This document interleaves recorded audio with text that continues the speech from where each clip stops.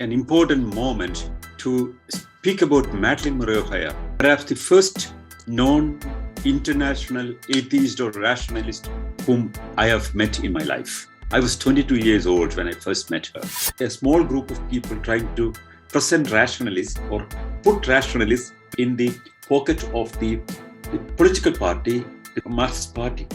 So there was a resistance from the rationalist movement against that effort. So therefore, we wanted to show also to the movement that rationalism is not what these people tried to present in Kerala, but it's an international movement and we have different positions. I was chasing my dream. 1 year later, I just quit my job and started my publishing company. They started publishing all these books one by one. That's how Indian atheist publishers came into being.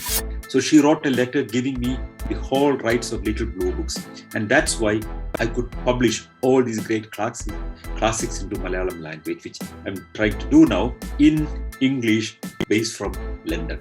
The next day morning, she said, shall we go to San Antonio?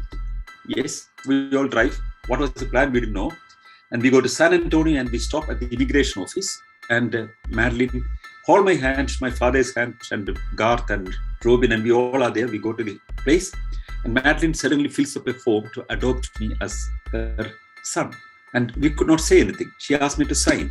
Okay, I signed. So she formally adopts me as her son to be registered. So that was filed. That ended with Madalyn's death in 1995.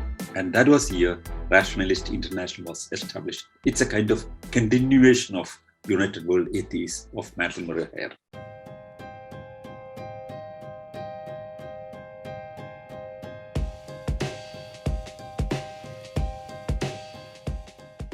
Hello everyone and welcome to the weekend meeting with Sanal Edamaruku. I am Shubhi Sinha, heading the youth wing of Rationalist International. So we have been conducting these Zooms conferences for the past 4 years now and have built a very participative audience around us. So welcome everyone and I hope you're having a fantastic year. Please note that in this session, our Zoom, YouTube and Clubhouse will go simultaneously. So once we move to the question answer round, we will take up questions from Zoom participants as well as the participants from Clubhouse. So now coming to the topic, Madalyn O'Hare, atheist heroine of USA. So today we are talking about an American lady who was an American activist supporting atheism and separation of church and state in the US. She died in 1995. She was a great icon of atheism when it used to be really difficult. She got her son excluded from the compulsory Bible reading in class. So fought a case for the same and also won the case. It was heard by the United States Supreme Court, which ruled that the officially sanctioned mandatory Bible reading in American public schools was unconstitutional. She was indeed a fearless woman. In an interview with Playboy magazine, she described religion as a crutch and an irrational reliance on superstitions and supernatural nonsense. She was also referred to the most hated woman in America. People were angry. Christians were angry. They threw tomatoes and eggs on her and whatnot, even death threats. But it was after her that the law came, and now we also have many non-believing Americans. She was a legend for sure.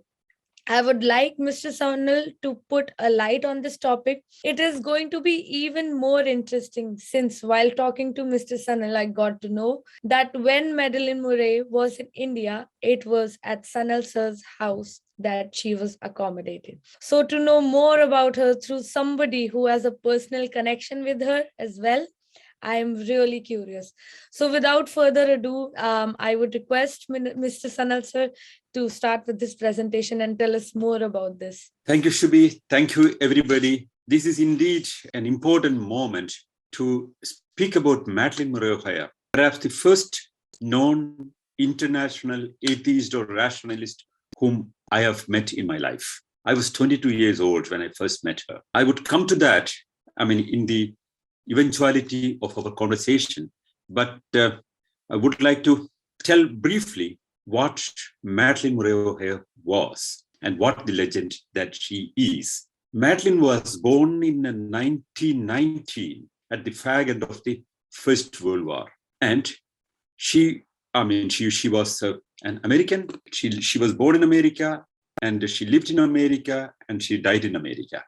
And she considered herself a true American in the right spirit of America. And what's the right spirit of America? In 1950s, most of the people believed that the right spirit of America is the Christian heritage. Madalyn said, it is not. She said the American spirit is established in the First Amendment of the Constitution. And the First Amendment is as follows. And that has been the prelude of a lot of changes that happened all around the world. The First Amendment said as follows. The Congress shall make no law respecting an establishment of religion or prohibiting the free exercise thereof or abridging the freedom of speech or of the press or the right of the people peacefully to assemble and to petition the government for a redress of grievances. That was the First Amendment of American Constitution, which is the real spirit of America, she insisted. And what does that mean for America? 1950s, as you could all imagine, after the First World War, the Cold War has begun, and a set of hatred between the communist Soviet Union and the arch opponent United States has been on the center stage of the global politics at the time. The détente, the balance of power, the kind of Eastern Europe with Soviet Union and the Western Europe, center of it, the rebuilding of Germany by the support of United States on the other side. And what would happen then? The whole situation of 1950s was full of hatred. Anybody who expressed the view that church shall be, the extra powers that the church has should be curtailed, they were hated. And if you said that you are an atheist, you would be accused as an agent of Soviet Union, and which was considered as the arch enemy of the United States at that time. You need not be a communist, but you would be called a communist if you say that you are an atheist. Madalyn was never a communist, but she was accused as a communist. You got a stamp as a communist. She said, I'm not a communist. I don't believe in totalitarianism. I don't believe in any kind of oppression of the people. I believe in freedom. I'm a true American. I believe in freedom, and I'm not a communist. But I appreciate Soviet Union on one side, that it has no hesitation to accept atheism. But America, the United States, has more power to declare its allegiance to principles of secularism than Soviet Union, because that is state atheism. Here it would be free atheism. And she classified the difference between free atheism and state atheism. That was one of her major contributions as a person who proposed a very clear idea. But she became very, very important in American history and was center of American news in the early 1960s. Well, what happened was, she had, in the first marriage, she has a son, and Bill Murray was the name of the son. Bill Murray, and they have been in Pennsylvania at that time, if I remember correctly. And Bill Murray was in a public school. In the public school, when she went on a parents' meeting, she finds that all children are undergoing a religious prayer, Christian prayer, in the public school. And public schools are funded by the state. Is it possible that in the United States, where the First Amendment very clearly says that there shall not be any influence of religion in the system, or there shall be a clear separation between the state and religion, and state shall not make any law respecting the establishment of any religion? Can it be possible that in a public school, religion is taught and prayers are imposed upon children? She said that's unfair. She went to the school and tried to argue. And they said, look, nobody has complained about this. This school was established pretty long back, many decades back, and no one ever has complained about this issue. She said, that's not the issue. The issue is very simple, that there has been something going on which is not acceptable, which is not in the spirit of United States of America, and nobody has ever criticized it, is not a reason enough to continue it. You have to stop it. I would not accept it. That was her position. Well, that was not easy. The school refused to accept or abide by her wishes. She went to the court. In fact, this kind of an issue was active in American public space for a pretty long time. There have been other litigants against this case, but Madalyn's case somehow got a lot of currency because she was so vocal, so articulate, so powerful in speaking her views. And well, what happens next is a very simple structure. The court hears the case. This was in Baltimore. Not in Pennsylvania. It was in Baltimore. The case was very seriously taken, and the lower court says that she could get her son excluded from the religious teaching and prayer.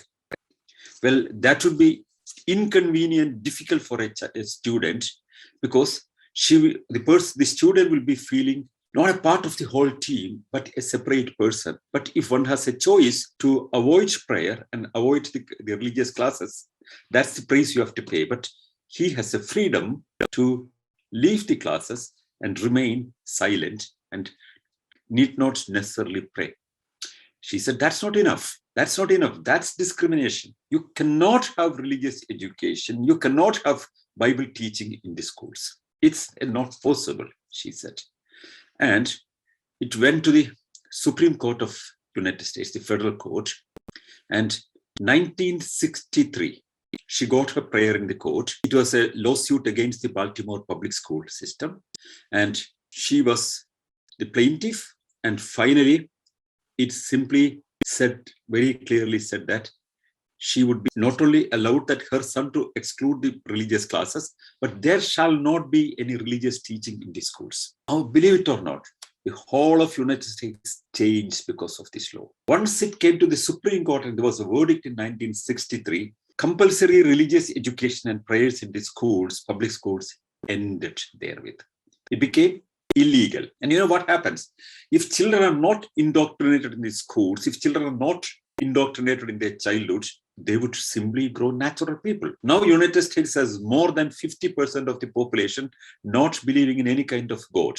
And there are hundreds and hundreds and hundreds of places wherein youth activists speak about secularism.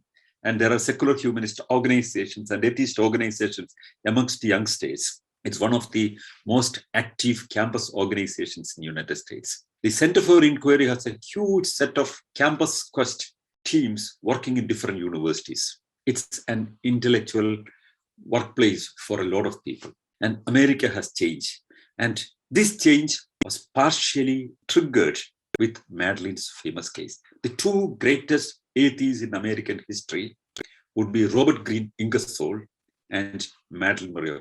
Robert Green Ingersoll was a politician. He was a colonel in the army, and he was an articulated speaker, and he died in 1901. He spoke so publicly, and he was an unstoppable speaker. And almost every single day, he spoke on different aspects of free thinking and critique of religion. And he became one of the most popular speakers ever in American history. Imagine such an anti-religious person, such a critic of religion like Ingersoll was nominated almost to the final stage. I mean, he was the last person in the contest for the Republican presidency candidate. That was the kind of popularity he had, despite his clear atheism. But still, you see that there is a setback going on in America. The next 50 years, you saw that a lot of Christian resurgence groups have been coming up, and there have been a lot of new things were coming. On the dollar of United States, in 1950s came a new sentence, "In God we trust." It was not there. So there has been presidents publicly declaring that the whole tradition of America is founded on the faith in the God. That was against the fundamental foundation of American Constitution. That's why Madalyn insisted that the foundations of America's spirit, what is America, what it is now, its foundation is the American Constitution. and its foundation is the First Amendment. It's not Bible. It's not Christianity. And if anybody wants to speak about that, she would say that they have their freedom to preach what they want. They want the freedom to practice what they want, but they have no right to impose any faith upon other people. It shall be a free state. That was her position. And when this law was passed in 1963, she told it, and she spoke in many meetings also about that. When she came out, she was thrown rotten tomatoes on her. And she was accused of damaging America's religious heritage. And she was abused. And people, shouted against her.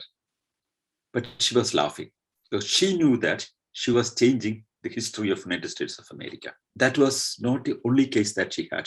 She had a lot of cases against the American system, and she found the legal fighting as one of the best ways to correct the American system. The number of cases that she has been active with. One was the challenge of the Bible reading and prayer in Maryland public schools. That was in Baltimore. Then she had another case about the federal communication, about the fairness doctrine, so that atheists could have equal time with religion on radio and television. That is another major fight. In public radio, there are religious preachings going on. She said, fine, you can do that, no problem. I'm for freedom of religion and freedom of their right to have their space in the televisions and radios. But we, the atheists, want equal time. That was an important case.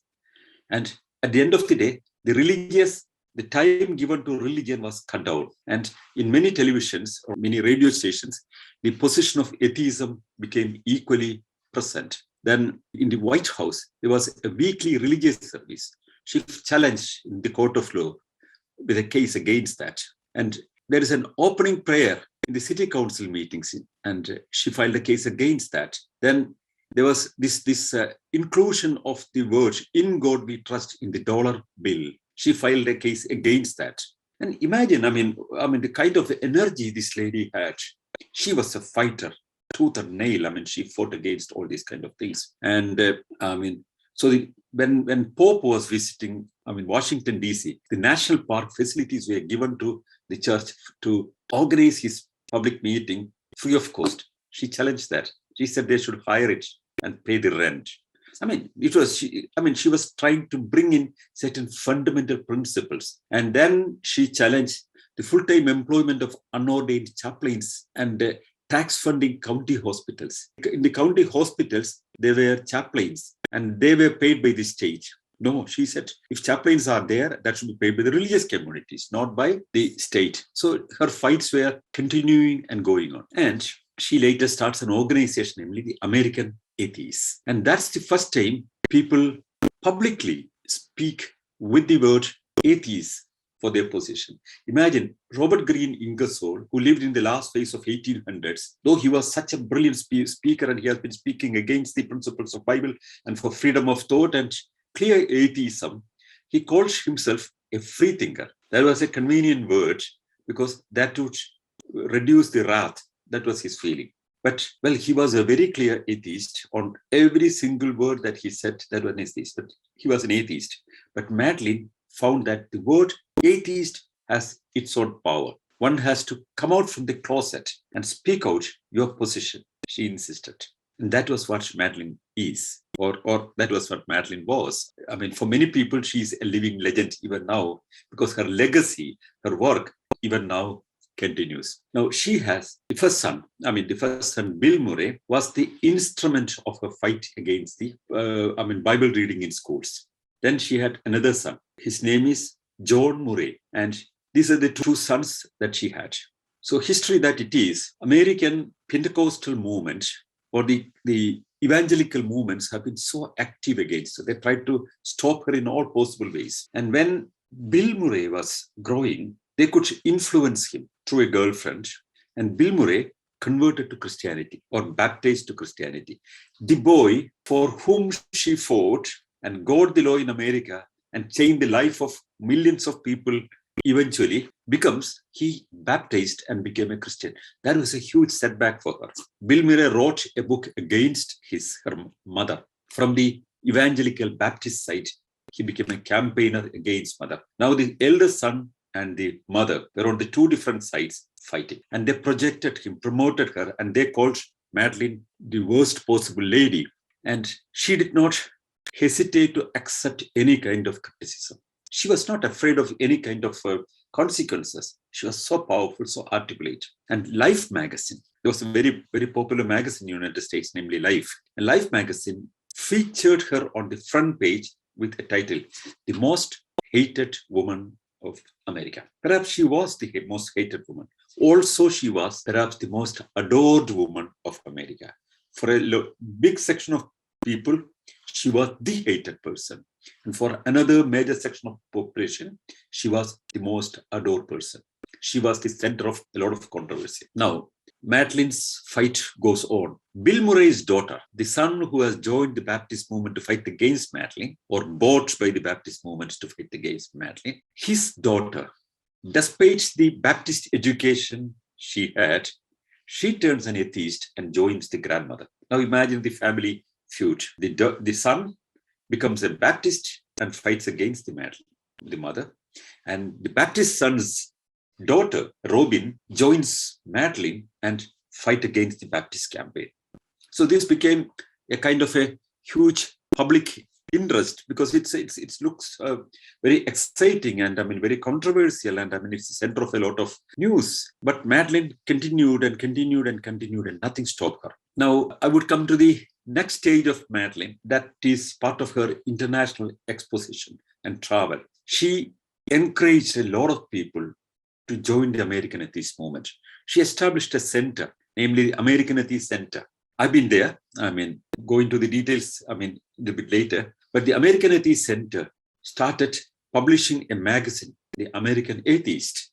First time people speak with the name Atheist. American Atheist magazine had more than 100,000 people subscribed already in 1970s. For a journal like that, it's mainly speaking about the classical atheist position, not on contemporary issues, not a current affairs magazine, but it had 100,000 subscribers. And the center was running very effectively with the subscriptions that they got.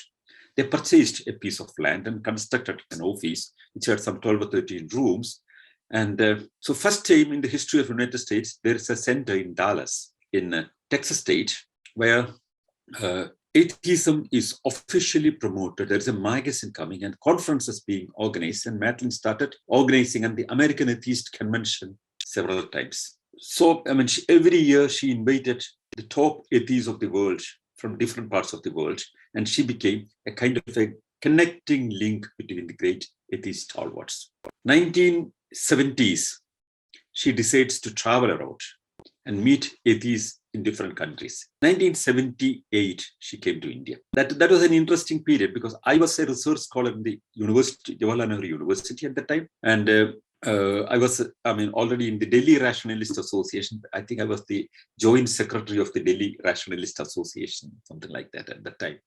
And we get a letter from the then General Secretary of Indian Rationalist Association from Chennai that a famous American atheist, Madalyn Murray, is visiting Delhi.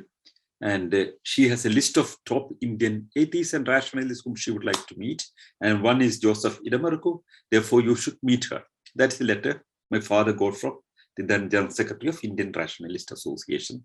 The headquarters was Chennai at that time. So Madalyn comes and she was in Hotel Ashoka. Me and my father, we both went to see her. That was an evening. So we have been sitting in the lobby and having some conversation. The conversation moved to their suite and the conversation goes for next 2 hours. And then she says that this hotel is pretty out of the city life. And I would like to see the real city if possible. So my father made a small suggestion.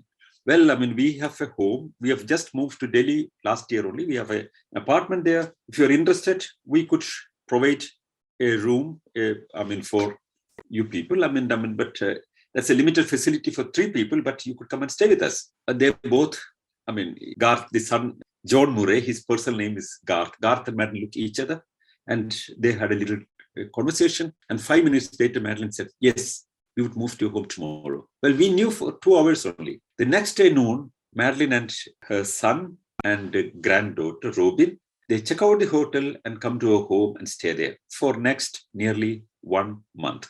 But they didn't remain at our home. They traveled all across the country. They wanted to go, the next destination they wanted to go was the Atheist Center in Vijayawada. Because Gora, the founder of the Atheist Center, a colleague of Gandhi, was visiting Madalyn Monroe. And Gora has another center in like the American Atheist Center. There is another center in Vijayawada in Andhra Pradesh, which is known as also Atheist Center. She wanted to visit. So my father and Madalyn traveled together and they went to Vijayawada. Then they went to Madras, to the headquarters of Indian Rationalist Association at that time. Then they went to Calcutta. Then they went to Mumbai. So several parts of India and met local groups, and everywhere a lecture of Madalyn was organized because we wanted to use Madalyn's presence to the maximum extent possible because she was a powerful speaker, very, very articulate. And that's what we wanted in India at that time. Because many people were shy about their atheism. Many people were shy to criticize religion. Many people were shy to speak about their positions. And that was a time when there was an effort in India, especially in many parts of India, in southern India, especially in Kerala, that a kind of grabbing of the rationalist movement by the left movement.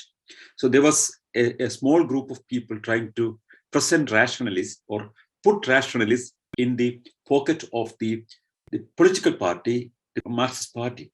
So there was a resistance from the rationalist movement against that effort. So therefore, we wanted to show also to the movement that rationalism is not what these people tried to present in Kerala, but it's an international movement and we have different position. And I mean, Abraham Kovoor also was very active on this point. I mean, one has to also remember that Kovoor dies. I mean, 1978, he was already very ill. I mean, Kovoor was informed about Madalyn's visit, but my father suggested if you could come over to India or we could visit Sri Lanka, but Kovoor was already in the hospital with coronary thrombosis and not much later, he passes away. So this trip was very important. Madalyn returns back and there have been interviews on both sides and they discussed a lot of things. I was so excited. That was a time I was leading the Rationalist student movement that started some years back, and I was very active in that also. So this was a real exposure for me, understanding a powerful atheist movement outside India. In India, at that time, the whole movement was not connected with the international movement. That is very important because there was a connection with the Rationalist Press Association earlier. It was Bertrand Russell who originally suggested the foundation of Indian Rationalist Association back in 1949. But somehow the Rationalist Press Association became, more or less a publishing house than an active organization. And the presence of a lot of other organizations and all, it reduced the connection that it had with the global movement. That was one time. But here we see a person who speaks about an international cooperation of the rationalist atheist groups all across and building up a new international cooperation. Well, that was a great spirit and we all were so excited. And she goes back and the next issue of American Atheist appears with a picture of our family on the cover page and with a note, the first family of atheism in India. That was the name that she had. That is the impression that she got. Well, it did not, the collaboration did not end there. 1979 American Atheist Conference in Austin, Texas. My father was the major speaker.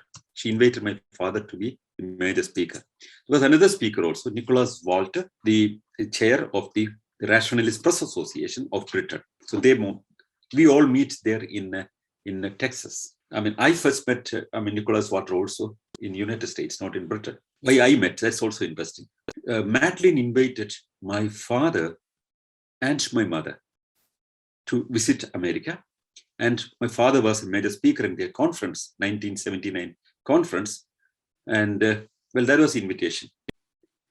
And I still remember how it was.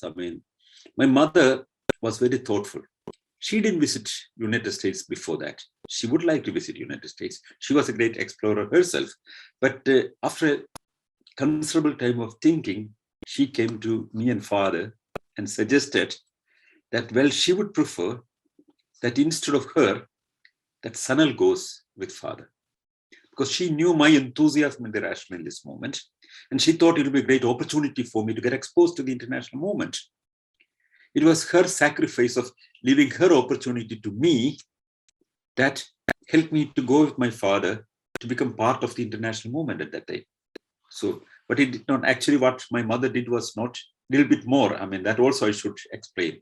We have moved to Delhi and we had some properties in Kerala and all. So the invitation was for my father and mother, but 2 weeks before the conference, 2 weeks or 1 week before the conference, there was a storm in Texas and the roof of the whole building of American Atheist was flown away. So their budget had a refurbishment. So the conference budget was cut down. So now they would decide that only one person can come because their conference budget is cut down, which means only father can go. Then she asked, if you can afford to buy my ticket and my travel, that would be, great. That's what she wrote. So we understood the situation. And we have been in a very tricky situation because we have unplugged ourselves from Kerala to Delhi and we are settling only, and we have got a new apartment and we put in a lot of money on that, and there was not much spare money for my travel. I mean, traveling was much more expensive in 1979 than now. So my mother, I do not know how, to what extent I can be thankful to her. She decided, or she volunteered. I said, well, I would quit the journey. I would go some other time. No, she said, you have been preparing for this journey. You have been making all homework for it and you should go. And she just went down to Kerala and we had some properties there. She sold one part of the properties and raised the money and came back in the third day. And I went to United States, and the whole of my journey was actually, the money was raised by selling a part of our family property in Kerala. That's how I traveled to United States. What a crazy idea. Sell a part of the family properties and raise the money just for traveling, just for seeing these organizations, just for understanding what's the international atheist movement. That's what my mother was. And she just could decide that. I mean, she did it. And I traveled with my father, and it had no other intention but just to understand the international movement. So during this conference, what Madalyn did was, she was staying in Austin, and just adjacent to that, there was an apartment which a brother owned. Brother was on a holiday. She gave the whole apartment for us to stay there. And we stayed there just as a neighbor of Madalyn. I mean, every day we would be, going to her home and, having breakfast, and we all go together to the American Atheist Center. I was excited with her whole new idea that is working around. She was thinking about a United World Atheists. That was the organization she originally thought. In fact, later, what Rationalist International is now, the seeds of that was sown there at that time. This was a discussion with Madalyn Moreau and my father and me and some other people around, Robert Thoren. There are a lot of colleagues of Madalyn. We all have been sitting and planning about it. So then she said the American Atheist Convention, she would be able to make a resolution to support the new international organization. And so a constitution is to be drafted. So she suggested, can Garth and me sit together and draft the constitution? Garth is not good at writing. He is a very good organizer. So he said, he sat for some time and he said, I cannot. Just you draft it. So I just sat down and drafted the Constitution of United World Atheists and gave to Madalyn the second day morning, and we all discussed, further improved it, and the third day the Constitution was ready. And that was presented in the Austin Conference, and the United World Atheists came into being. That ended with Madalyn's death in 1995. And that was the year Rationalist International was established. It's a kind of continuation of United World Atheists of Madalyn Moreau. Now, coming to this journey, we have traveled. Madalyn traveled with us also sometime, and then we went to the American Atheist Convention, and mainly my father spoke there, and I also got an opportunity to speak in a small session. I was a comparatively small fry, assisting my father. As his assistant, I'm at his side. Sometimes he was quite frequent, very, very good at speaking in Malayalam. And he preferred sometimes to speak in Malayalam. Many people wanted to hear him speaking Malayalam, and I translated his speech. And I was his secretary, his assistant, his supporter, and I was at his side. But I studied a lot. I got my whole plans and ideas during this journey. And you know what happened during this journey? That's very important. Perhaps should be recorded in history also, because Madalyn always felt sad about her son leaving her. Professor Bill Murray. And she suggested, after 2 weeks or 3 weeks after the conference, we all came back, and Madalyn was having a small whiskey in the evening, and we have been talking, and she suddenly said, if I could adopt Sanal as my son. Then we all looked, what does it mean? So I would like to get Sanal as my son legally and adopt him as my son and replace what Bill Murray was. I said, how can I replace him? I didn't know even him. That's one thing. Number two, I cannot be somebody else. I'm me, myself. That's all correct. But what she wanted to connect Asia and United States with my presence there. She wanted me to join her in her work. And to make it practically possible, she wanted me to be adopted as her son. That was the easiest way at that time. We didn't say anything. We all were suddenly, practically shocked. The next morning, she said, shall we go to San Antonio? Yes, we all drive. What was the plan? We didn't know. And we go to San Antonio and we stop at the immigration office. And Madalyn hold my hand, my father's hand, and Garth and Robin, and we all are there. We go to the place. And Madalyn suddenly fills up a form to adopt me as her son.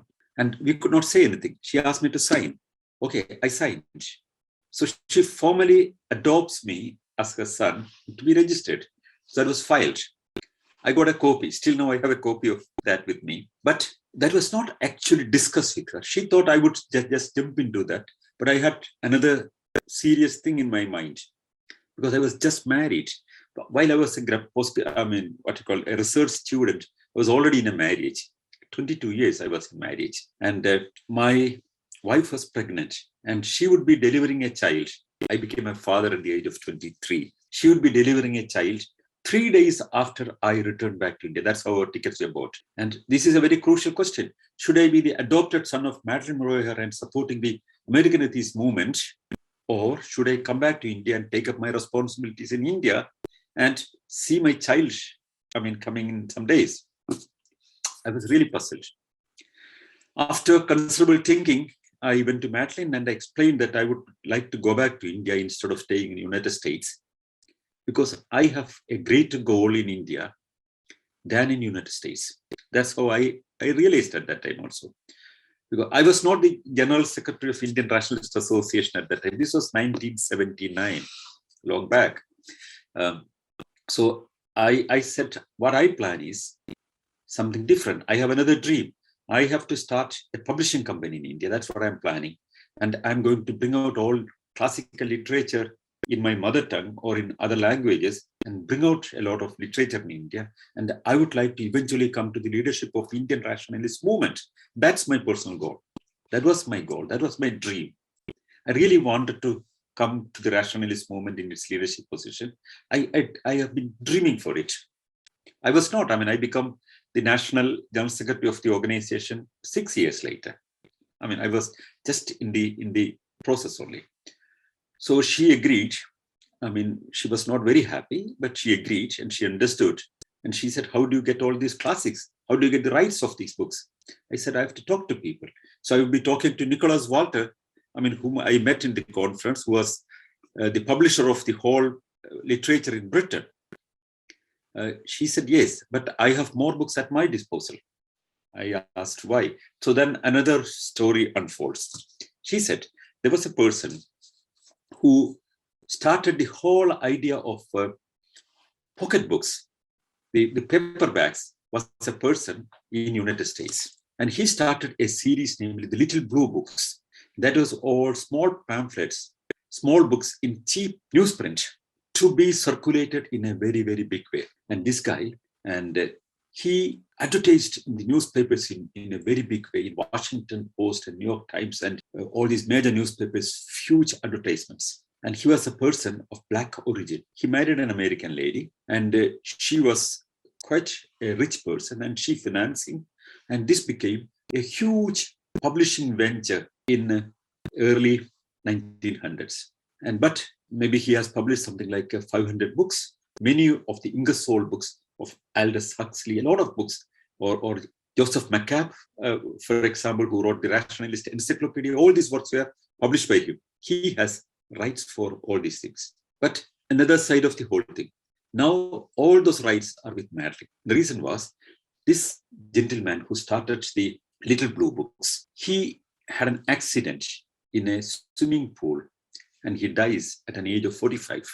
Was it an accident or somebody killed this person? Nobody knows.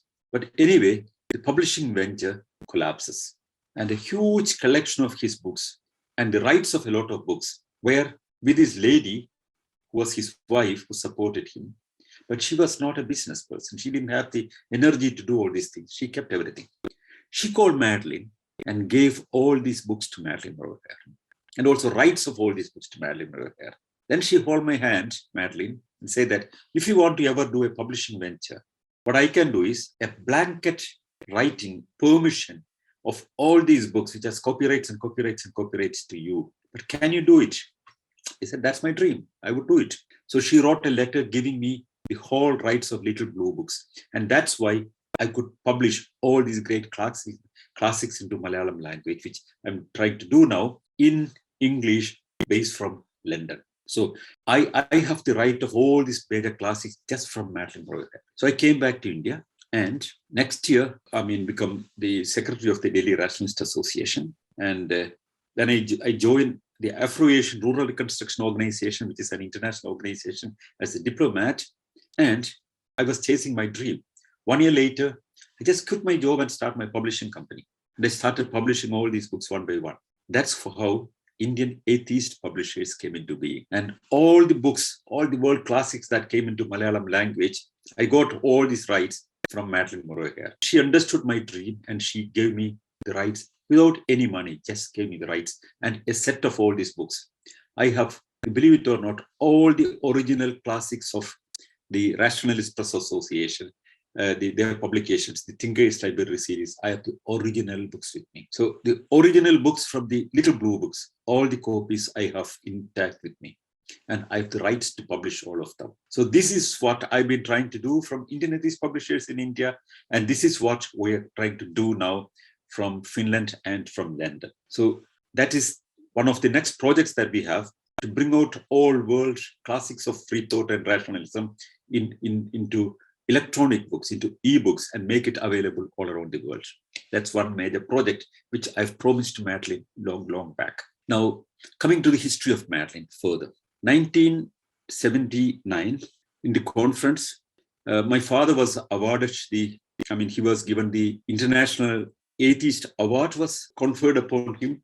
Madalyn and her organization understood the importance of his work and the whole contribution, and he was the International Atheist Award winner that year. And 3-4 years later, I started my publishing company, and we continue this cooperation, enormous friendly cooperation. And a lot of people believed that, if you remember 1970s, those who were in the Rationalist Association at that time, or 1980s, many people thought that, oh, this great American, this must be a great big contact, and we are getting a lot of money from America. So some people said that, oh, this Madalyn must be a CIA or something like that. That was nowadays, if anybody is not tailing the lines of some political parties, they would call that, oh, he's connected with the Hindu radicals. He need not be connected with the Hindu radical, but they will stamp that he's a Hindu radical. So similarly, at that time, there was another stamping thing, and they would call anybody who is opposing must be a CIA. So Madalyn was stamped as a CIA by some people in India. In fact, Madalyn was accused as a communist in America. She was accused as a collaborator with Soviet Union at the time, but she was stamped in some parts of India as American imperialism and all these kind of things. But Madalyn was none of this. She was just a great fighter for freedom of expression, free speech, and atheism. Madalyn again travels all around the world. We met again many times.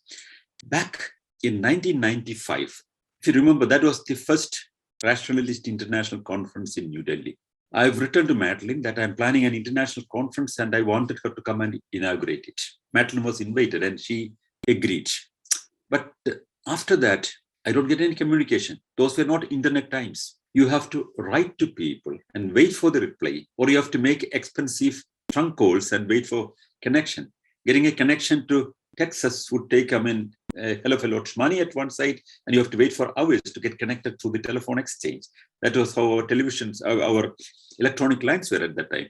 So I write a letter and wait, and there is no reply. So then there is no reply. And then the Indian Rationalist Association's conference comes. And we had two international guests for that conference. One was Barbara Smoker, the then president of the National Secular Society of Britain, and Harry Stopsrow. Harry Stopsrow was another important person in the rationalist movement's history, son of Mary Stopsrow, who was instrumental in making the abortion clinics all across the world. You know about the Mary Stopsrow clinics. And Harry Stopsrow was the heir of the Stopsrow clinics, and he was the person who continued the whole Stopsrow abortion clinics. I mean, that's another history. Harry Stopsrow and the history of the Mary Stopsrow legacy is another part of the history of the rationalist movement, which I will speak another day, but not today because that's another big story. Harry Stopsrow was there. And then the general conversation during dinners we have been discussing, and Barbara Smoker said, look, Madalyn is missing. That was news for me. I never heard about that. It's a rumor. Madalyn is not seen around. She is missing somewhere. Her offices are closed. One sees that in the morning they had breakfast, and the bullseye egg, fried egg, was half eaten. And they left, leaving the breakfast halfway, and nobody's there at home. Nobody's there at office. The office was running. There are staff members running in the office, but Madalyn was missing. 1995. 94 she was missed. And then it was continuing. And then 1995, we had the conference, and Madalyn was not available for the conference. I had no information.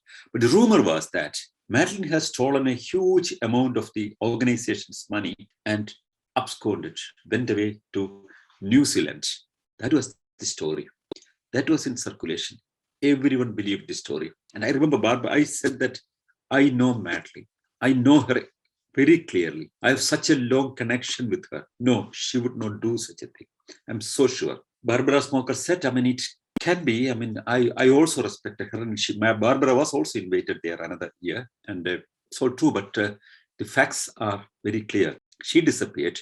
3 months later, a huge amount of money was withdrawn. That would come to nearly $20 million at that time.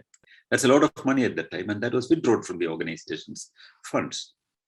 And they had two Mercedes cars, and these cars were also sold. And one of the cars were owned by the organization, one by Madalyn, but both are sold somewhere. So they sold the cars, they withdrew the money, and they have disappeared. Madalyn had some private, saving, and she was always careful about the potential dangers that she would be facing. She kept those private saving in golden leaves. That very close friend, she sometimes very proudly shows. So I have golden leaves with me, and in any crisis, you can just take this little packet and all my money is here. That was how, she was a very interesting person. So, but these golden leaves were also missing. What happens? She took the whole thing, her private money and the organization's money, and gone away with everything. Very shocking. I thought it cannot be correct. For some reason, she may be hiding for something. That's what my thought would go. Then I remember about a place. There was a person named Lloyd Thoran in the United States, another great friend I had at that time. Lloyd Thoran's place I have visited. That's in Pennsylvania, so Pittsburgh in Pennsylvania. There was a museum, American Atheist museum, run by this Lloyd Thoran. So I've been there. I stayed there 2-3 days. But Thoran was a little, eccentric. He always thought that there could be a nuclear war between the United States and Soviet Union. And if there is a nuclear war, how would he survive? He made a basement which can be protected from any kind of nuclear wars. He was a very rich man. And he had all arrangements there. It was almost like an underground small palace. He had several bedrooms, toilets, food stored for a lot of things which are protected in special ways that it cannot be affected by any kind of radiation. And this is insulated several times that even if there is a nuclear holocaust, he would survive. Many Americans did such things, fancy things at the time, who could afford, and he could afford. So I thought this place, this secret place that he had, was not only to very close friends. And when I was there, I really hope, I still remember that me, Thoran, and his wife, Pam, we all went down and we spent one whole night there, sitting and talking and drinking wine. I know this place so well. I thought maybe Madalyn is there, down in the cellar there, or in the basement there. That was my thought. So meantime, American Atheist Organization was taken over by one of the most trusted persons of a friend of Garth, Johnson. She took the organization's leadership, and it was going on, and I wrote to Johnson. She said, well, they are missing, but they are not at Thoren's place for sure. And Thoren has meantime died, and Palm is somewhere else. This place they have sold. Well, Madalyn cannot be there. That was what I knew at that time. 2 years later, there was a report that the American Atheist Center would be taken away by the tax authorities because they didn't pay tax. Because where is Madalyn? Madalyn is not there. They are not filing tax returns. So if you're not filing tax returns correctly, properties will be attached, and things are going in a very different way. And one feels helpless. The American Atheist Center continues, but Johnson writes to me that she tries to move American Atheist Center from Texas now to Washington, D.C. So because she's from Washington, D.C. and it will be moved now. Okay, that was it. So then the next report comes that there is a rumor that Madalyn perhaps was killed by somebody. And who would kill her? Why should she be killed? The strongest argument was there was a person she has employed in her office who was a felony in a case. And she employed a person because she thought of reforming him. And apparently this person was behind the whole thing because he was missing also. And his friend who was arrested, another criminal who was arrested, told that he was having a lot of money got from Madalyn. In one investigation, such an answer comes. And then that was the beginning of the inquiry. So the inquiry goes further into this person and they locate this person, and he was arrested. And, when they were disappearing on, if I remember correctly, August 27, 1995. My conference was on December 26, 1995. So the communication was lost completely. Now, Madalyn's home, police said that, there are some indications that they have been taken abruptly and suddenly. But every money that they had was taken. So now they found that it was not, 200,000 US dollars. It's something like that. She had a personal collection of 600,000 worth gold coins with her. That was the golden leaves that has been taken away. So that was taken away when, after the disappearance, Garth, Madalyn's son, ordered to take it off from the home. So a trusted person collects it and take it to a jeweler, and it was sold for 400,000 worth. 400,000 worth coins also were there, and this was sold for a lesser money to a jeweler. Which means some months later their disappearance, John Garth is alive. She sold some gold coins or gold leaves that they had. And well, that gives a new doubt whether this son killed Madalyn or abducted her and took away the money. It was Garth who ordered. That's now identified. But what happened? Nobody has any idea. Then there is another information coming, which tells that the car of Garth, that was the latest model Mercedes-Benz car, that was sold in Austin by somebody who is unknown. Somebody who is not known to anybody in this connection brings his car with a registration of John Garth, and the car is sold. So Garth must be the person behind the whole thing, was the new doubt. But the investigation further goes. Finally, it came out that this person who was arrested points out to another collaborator who actually abducted Madalyn, Garth, and Robin. They were actually kidnapped from their home. In the morning, when they had breakfast, this guy comes. And he was a temporary person working in their office. And he comes with some urgent thing. And he suddenly tells that they have to go somewhere. And what happened is not known now, but they were taken halfway their breakfast and they were taken away somewhere. And apparently they were told about some danger or something like that. And this person who took her, he meantime was in jail for 8 years because he has killed somebody. And he was a criminal. They just appointed a person without looking into their whole credentials, and this was a professional criminal. Apparently, this person was a person deliberately sent to their office to do this crime. Then who has done it? Why would somebody pretend to be a helpless person who seeks some job, and Madalyn is so kind and she takes him to the job, and that person is now, we are understanding, was the person who took them away. Was he a plant of somebody? Was the Baptist church behind it?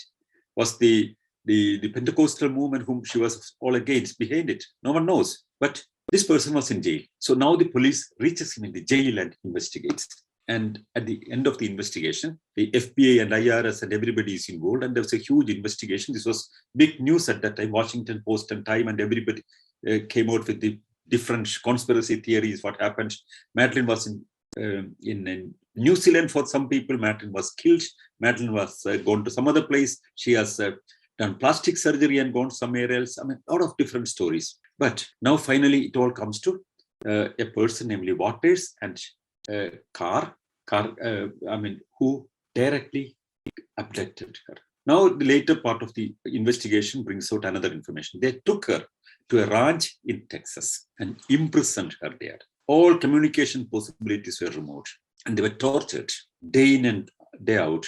All these three people. Garth must be of my age, and this Robin was maybe, when I first met, she was 16 years old.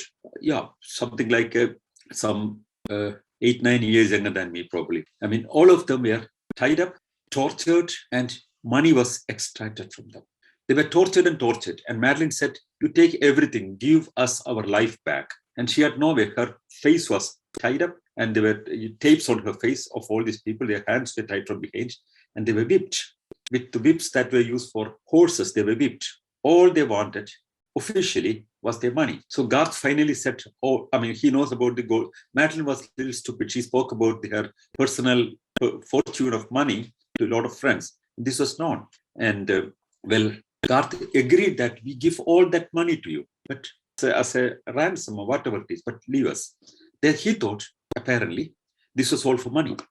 So they take that money. The whole money in the organization funds should have 3 signatures. And they get a signature of Madalyn. Another signature should be from Garth. And the third signature is the treasurer of the organization, who is not from the family. So they go to him and give an impression that Madalyn wants this money for urgent organizational things. And so this was signed, and they withdraw the entire money of the organization. And I mean, apparently this person of the secretary, the treasurer of the organization, understands that it's a kind of a ransom that we have to give to save Madalyn's life. She gives a recorded message, which he releases later, that I'm in danger, my life is in danger, only this money would save me, give them whatever they want. And he gives away everything because they wanted Madalyn alive back. They took everything. Then, before this guy explains to the person that they are torturing, I'm a middleman only, I'm trying to get it connected to Madalyn is tortured with blades scarred on her back and all this kind of thing. And nails were plucked off, all these terrible tortures she got in. So did she die? Finally, it was agreed. It was, he speaks that they were killed. And where was the body? They said different places. Never the body was identified for next several months. Finally, they could find the body. The body was in huge beer cans and buried deep down in a ranch in southern Texas. That was all dug up and highly decomposed, or you cannot identify the body. Dead body is almost bones and little, rotten part of human meat was the whole thing. And one could not identify whether it was Madalyn or not, or anybody else, but 3 dead bodies were identified. That was sent for DNA test, and it was identified that they were Madalyn, Garth, and Robin. So 1996 or 97, the dead bodies were located, and it was very clear that they were tortured, the money was taken, still they were not released because it had another purpose. They wanted to have a revenge against her. So they don't know her. If they don't know her, still want to punish her to that great level, what would be the driving force? Can it be just crazy criminals, or can it be religious fanaticism? Can it be something done by some religious fanatics sitting somewhere and paying professional criminals to do such a thing? We have no answers. There are documentaries and documentaries about the last days of Madalyn. There are books and books about Madalyn. Madalyn is a legend. She changed America. She changed the whole way of thinking of a whole generation. But she just had the worst possible death by cruel enemies, and she died. And it was clearly identified that it was Madalyn because not only the DNA test, Madalyn had a hip operation, and there was an artificial metal part of the hip, and the number of that was identified by a doctor. And the Garth had 1 teeth. There was a he had a dental problem and there was an artificial teeth for him, and that was identified as dentist. So it was very clear that it was, Madalyn, Garth, and Robin. For those people who knew Madalyn Monroe here, there's something so painful that such a great fighter, such a great orator, such a powerful changer of society, such an articulate person was so brutally killed like this. But on the other side, she walked from those torture chambers to history. Now, if America has changed, Madalyn Monroe here was one of the persons who initiated that change. It's recognized everywhere. American Atheist Organization is a flourishing big organization now. Several young, brilliant people took over the organization and it is running. American Atheist magazine is still publishing, and Madalyn is a celebrated great hero of this moment even now. Madalyn's 3 books are published in Malayalam language. When she was still alive, it was published in Malayalam language. One was about her own story, and one was about the origins of celibacy. She wrote a lot of books. Freedom Under Sage is her major book. These all will be published soon by the new electronic publishing system that is coming into being in the next few weeks or months. And Madalyn has encouraged a lot of people. For myself, I know that, one of those persons who inspired me a lot, encouraged me a lot, triggered the kind of fighting spirit in me was Madalyn Monroe. And it was she who opened the way for me to go into the rationalist book publishing in India and erstwhile. So it was she who suggested the idea that the American Atheist Organization's United World Atheists has to move into the Rationalist International. That was her proposal. But when it was realized in 1995, she was not there. She was killed already at the time. But the Rationalist International is established. It has, almost all the rationalist, humanist, atheist, skeptic groups all around the world network to it.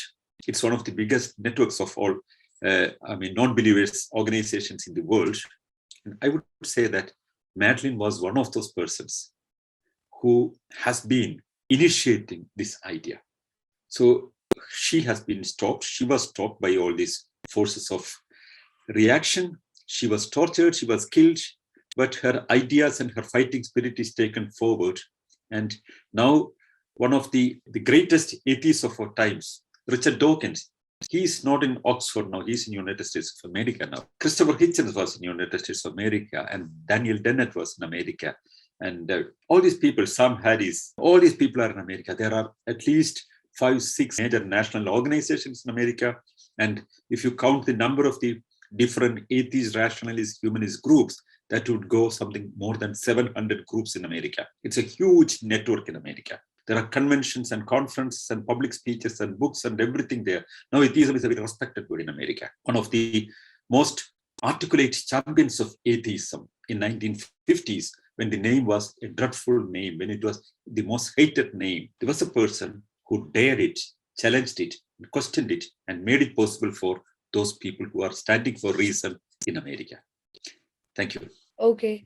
So I think on this note, let's move forward to the question answer round. Try to stick with one question, one person, and be as precise as you can. We also have our Clubhouse linked as mentioned earlier. So we'll take up questions from both the platforms. I just want to thank Sanal sir. Thank you, Sanal sir, for such an informative and amazing session. Actually, when I read about Madalyn Monroe, I understood she was an American activist in the field of atheism and separation of church and state. And she had a wonderful, an eventful life and left her mark in the history of atheism and all. But actually, really, I didn't knew you had a personal connection with her. So it's wonderful to know about that and eventful life of her. Thank you so much once again. Thank you so much, sir. Now we'll move on to question answer session, I think. Shubhi, over to you. Okay. So I think we have Kunjama Matthew with us. I would just... Good evening. Great to know that you came when you were a youth in San Antonio and stayed there. I was also there that time in in Texas in 76. So you came 3 years later. But anyway, it's a great story. So my question is Madalyn Murray, is she the one started the atheist movement?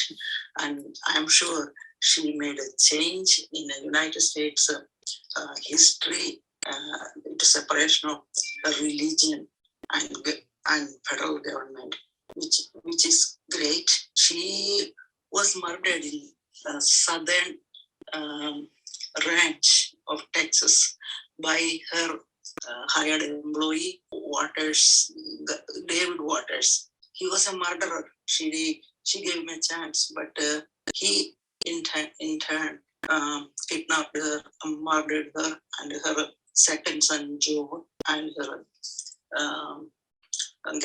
granddaughter. But the first son, William Murray, is an evangelist. He's still here, and I think the money, $610,000 worth of money, which you said gold leaf, that David Waters knew about it. So I think he carried out, and the murderers led the federal government to their grave site and all that. Great story. If you didn't talk about this, I wouldn't search to know her either. So it's a great opportunity to know this history. And my question is she the one who started atheist movement in the United States? And then you said she gave you the right of her printing press. That means you have only the paperwork. You didn't get any monetary value. Seems like just a paperwork that she authorized you to do it. This is all you talked very well. Thanks for this opportunity to understand her. If you didn't say, I wouldn't look either about Madalyn Murray's life and her legacy. Thank you again. I think the name atheism was publicly and so openly used by Madalyn, and I think nobody else has done it so openly like her. Before that, people have been using agnostic, free thinking, American rationalist, all these kind of things. But what she thought is that the word atheism has much more power, though it does not imply much, not more than anything than denying the God. That she understood also. Therefore, she always wanted to have the organization with a different, wanted to exist with a different name also. So she parallelly made another organization, Society of Separationists, separation of state and religion. That was another thing, because secularism is more than atheism. Atheism is primarily denying the God only. But for United States, what she found was the more important is separation of state and religion. So the Society of Separationists was one another organization she had. She was always fascinated with the idea of rationalism. That's why she wanted to, when she invited my father, that year she had two guests at the conference. One was my father and the other was Nicholas Walter, who was the head of the British Rationalist Association. So they both were the guests in the conference. I was an assistant to my father. I was not anything, but I got a lot. And Madalyn was so impressed with me. Of course, there was no monetary exchange between Madalyn and all. The only thing that she has done was an air ticket to my father, and my air ticket was purchased by our family. We didn't have money for my trip, and we sold a part of our property and bought my ticket to go to America at that time. And though there was no monetary support coming from Madalyn, which was not sought also, that was not needed for us. But what she gave to me was the rights of the Haldeman Julius publications. So Haldeman Julius was the person who started the Little Blue books. In fact, the idea of paperbacks came from Haldeman Julius. He was the founder of the paperback industry. So Haldeman Julius had these Little Blue books, and he published so many different books. I had all these collections in New Delhi. They're all brought now in Helsinki. It's with me here, the Haldeman Julius collection. So that has been the biggest ever publishing venture in the history of the rationalist movement, the Haldeman Julius, the Little Blue books. Washington Post had full-page advertisement of atheist books. And New York Times had full-page advertisement of atheist books. And well, Haldeman Julius had a sudden death in a swimming pool, which some people think that he was drowned by somebody. he was in the swimming pool in the evening, and the night, his dead body was there in the swimming pool. It could be an accident also. But anyway, the Haldeman Julius books, the rights that he had, every single book, the right was given to Madalyn because by Haldeman Julius' wife. That was all given to Madalyn. And that right was handed over to me. She signed and gave me the right of all these books, to publish all these books for no money, absolutely free of cost. And that's why, I could publish all this. Many of these books are published in English as well as in my mother tongue Malayalam language, which I would like to publish in other languages also, because that's the greatest treasure of the rationalist literature, which nowhere else we have. Every single great work that was produced till late 1950s was obtained by Haldeman Julius. And that all are published in small paperback books. And all those books are with me, one set of copies. I could not bring it when I came because it was quite heavy. Madalyn sent it by a ship mail, the whole copies. And that was something like 800 books or something like that I got by ship mail. And confirmation that I have the full right to publish all those books. That is what she gave me. And that is a great legacy, the biggest legacy one could ever get. For me, a person like me, that is the greatest legacy she gave me, which I would pass to the posterity, to the future. It should continue. I like to add something to that of pool death. If pools are not maintained right, there are certain gases are liquid or some kind of gas are passed to the pool. Recently in Houston, in a big children's and adults pool together, we had a big accident. Several people got sick and one or two kids died. I think, I'm not sure. This incident happened recently. I just want to let everybody know, so this can be happen. When you go to a public pool, you have to be careful. If you felt sick, just get out from there immediately. This is my suggestion. Every subdivision, every house subdivision, we have public pools here. There are employees to watch all that. But I just want to know you to know this can happen too. Thank you. Yeah, thank you very much for that information. Haldeman Julius, that could be an accident also, because there is no indication of a crime involved. He probably had a heart attack. We do not know. That all happened in early 1960s. He just, there was a floating dead body there. That was it. That was a pool at his home. He had a huge villa with a swimming pool there.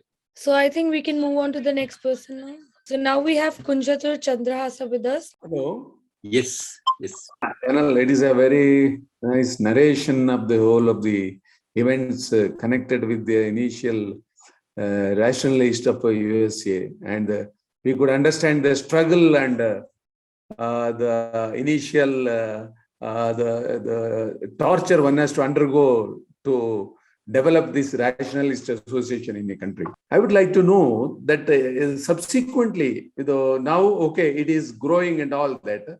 Are there efforts to bring this something like international, the world conferences and all that? Is it happening, or it is? If it is happening, I know it. Last year we had one the World Atheist Conference in Trichy in Tamil Nadu, and before that I remember the Atheist Center in Vijayawada, which you mentioned. There also we had this World Atheist Conferences. But like this, is it happening very seriously or regularly? What is the status as of now, Sanal? Yeah, the Atheist Center in Vijayawada is organizing an atheist conference every year. They call it World Atheist Conference. But mainly these are rationalists from different parts of India coming. And there will be some 10, 12 international guests participating. That's how it is. And it's not every year, every 4 years they call an international conference in Vijayawada at the Atheist Center in Vijayawada. Sometimes they will call it in a nearby, there's a huge college there, and the college conference hall they will organize. So a lot of important people are participating in that conferences. Sometimes top politicians in Andhra Pradesh and all would be there. Jawaharlal Nehru was visiting, long back, in the Atheist Center, the marriage of Gora's first daughter. That is one conference. In Trichy, Dravidar Kazhagam has been organizing, the Periyar Self-Respect Movement has been organizing international conference. I've been in almost all atheist conferences in Vijayawada when I was in India. And in 2011, there was an international conference in I think it was in Trichy or Erode, I don't remember. Part of it was in Chennai. I was speaking there. I mean, that Dravidar Kazhagam has organized it. I mean, we have been organizing an international conference from 1995. Almost every third year in India. One was in Delhi, one was in Mumbai. There was one in Thiruvananthapuram in Kerala. So these conferences were going on in different parts of India every 2 or 3 years. So from 2012, I moved to Helsinki. And since then, we have been trying to organize such conferences in different parts of Europe. 2014, we had a conference in Estonia, in the former Soviet Republic. Then there was a conference in Helsinki. There was a conference in the University of Cambridge in the UK. That was a summit, not a conference really. And there was a conference in London some years back. There was a conference in Latvia. So there was a conference in a ship, moving ship, a cruise conference we had also from Sweden. So these all kind of conferences are going on every year. It has temporarily stopped because of the corona situation. Otherwise, what is going to happen would be regular conferences in different parts of the world. And now we all are connected. You will all get information. You can all come and participate. It will be open for all those who are interested, who are rationalists. Either they represent the organizations or not. Still, I mean, you all are welcome for such conferences. And some conferences, we had very huge participation and from different parts of the world also. The founding meeting of the Rationalist International in New Delhi, that had representatives from 51 countries. So all top leaders of the movement came to that conference. So such conferences are happening. Also, there are other conferences happening. In the United States, every second year, there is a conference of the James Randi Foundation earlier. Now it has been shifted from the James Randi Foundation, has given that responsibility to the Secular Humanist Organization. Along with the Richard Dawkins Foundation, they are organizing a conference every second year. So there is a conference in Britain almost every second year. So there are so many international conferences happening. So one major conference is organizing by the team that I have developed. And we will be having, I mean, during the Corona times, we will have such conference. We have some conferences coming. One would be in April and another would be in May. And one would be based in London and one would be based in Helsinki. We will have a lot of international participants speaking, and that will be online this year. But once the Corona situations are over, we'll have international conference in different parts of the world. And I would like that, I mean, you all should participate in these conferences, and we should have interactions, and we should meet more and more people. And we should know the big horizon wherein there are different organizations, different brilliant persons, and we should all get exposed to the whole thing. And we should understand that we are not limited in a little closet somewhere and think, I mean, fighting against the odds at the local situation. But this is part of a huge movement. Several organizations, several individuals, several institutions. It's a mighty movement. So let's get exposed to that, all of you. Thank you. All right. So we have Saptarshi Bhattacharya with us. Sir, please proceed with your question. Good evening, sir.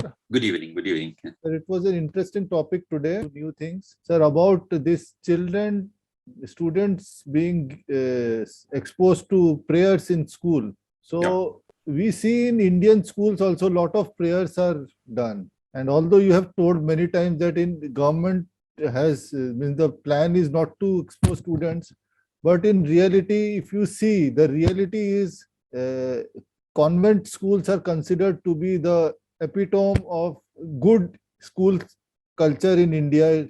If somebody, even if you see in marriage columns, you will see convent educated girl or convent educated boy, which means, and in all those schools, prayer is one of the things which happens very regularly. Yeah. And people don't mind.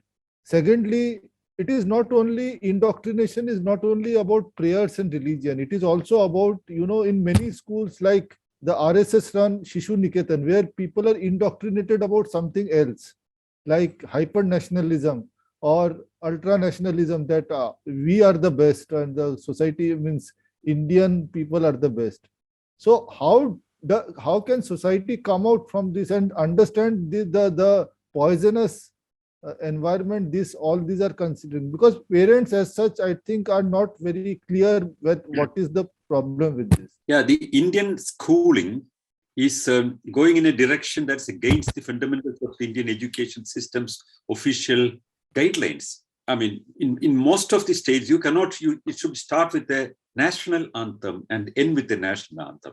But instead, in most of the schools, they have a prayer and it ends with another prayer in some schools. And the Christian schools try to indoctrinate Christianity, and the schools run by the Hindu organizations try to spread their religion in this special form they want it, and the Muslim schools try to indoctrinate their faith. There is no difference. So education should be devoid of this religious indoctrination. That's the lesson that we have from, different parts of the world where it was successful. You know that in Germany, when there was a new law coming some years back to stop religious education schools. Recently, there was an article in The Guardian which very clearly says that the change in the German system that religious education is stopped in the schools has dramatically altered the commitment to religion in the new generation. But the major cry the religious organizations were raising at that time was, if you stop religious education, morality will collapse and there can be unethical behavior from the people. But the yardstick of social morality is the crimes registered or the crimes reported, whatever it is. That has not increased, rather that has declined, and more and more people left religion in Germany. Also in a similar study in Britain, that is also part of the Guardian study. There's a document about the lack of religious education in the school has helped people to be free individuals. That has helped. So everywhere this is changing. It's to be changed in India also. India has a secular constitution. Whomsoever is in power, that is a fundamental crux of our education system. In education system, it should be guaranteed that religious indoctrination is not possible. And when minorities are given the right to educate, it's not a right to teach their religion also. It's to have their own education institution only. Nowadays, there are a lot of Hindu organizations, trying to indoctrinate a lot of strange ideas, telling that, Indian nationalism to be projected as the greatest cultural heritage at one side and presented religious interpretation of history in the pre-classroom education centers. So therefore, one has to make it sure that not only that prayers are stopped, but the religious indoctrination schools are to be stopped also. Because schools, when a school is running in India, the salary of the teachers are coming from the state. It's the state that's paying the salary of all the aided schools in India. Then state has a responsibility to guarantee that it's done according to the laws and there is no religious indoctrination. But not only the aided school, other schools also. Anybody, who is performing a religious teaching in their school, or who is promoting religious teaching in the school, or even suggesting that there should be religious teaching in the school, should be kept away from the education system, and state should take a responsibility on that. And how is it possible? Only when people speak about it. That's the moral of the Madalyn story. 1950s, when she speaks about such situation, she was hated. She was seen as a person who makes a lot of trouble. She was identified as the most hated person in America, but she didn't stop. She fought, she argued, she went to court. And finally, it all changed in the United States. The great heritage that United States got in the last phase of 1800s by Robert Greene Ingersoll was caught back. That was by Madalyn Monroe here. So when she fought against that situation, she could achieve it. So what we should do is fight for what is right. Fight for stopping religious education schools. And if possible, we should file cases in Supreme Court. We should mobilize the state government. We have to build up public opinion at the back of it. Because it's a right of every student to grow up without indoctrination. Anybody can opt what they want when they're an adult. Nobody stops them, but they have a right not to be indoctrinated. That has to be guaranteed. Thank you. All right. So I am assuming that we are done with the questions now. Rasi, do we have any questions coming up in the clubhouse? No, since I don't think so. Yeah. Hi, Litnat. Anyone have any question or anything? Any details on the activities of Madalyn Monroe? You can come up, please. I would understand that this is not a subject where there is not much different positions coming, because it's just a narration of a historical situation, I would understand that there are less questions. But I promise that I will write it down properly and make a documentation about Madalyn's history for everybody's use. All right. So I think we are done with the session now. So thank you, Sanal sir. And I'm so happy to be back after this hectic month. And there is so much to learn and understand. Thank you everyone for participating and having a keenness to gain more knowledge. And we will come back next week with more socially relevant topics. So see you next week. Should be before closing down. When Yes. you have been away in United States and with your exams, a lot of friends have been asking about you. All right. So, Okay. No, but I'm really happy to be back and, to understand so many more things. So, yes. Yeah. Thank you. Thank you, Shubhi. Thank you, Rasi. Thank you, Helen, Disha, Mathu. Thank you, everybody. Thank you very much. Yes, and also before closing, just requesting all the listeners who has not joined this Rationalist Club, please do join the club, and this will help you to get notifications when similar rooms are scheduled in this club. Thank you. Thank you so much. Thank you, Sanal sir. Thank you. Thank you. Thank you, everybody.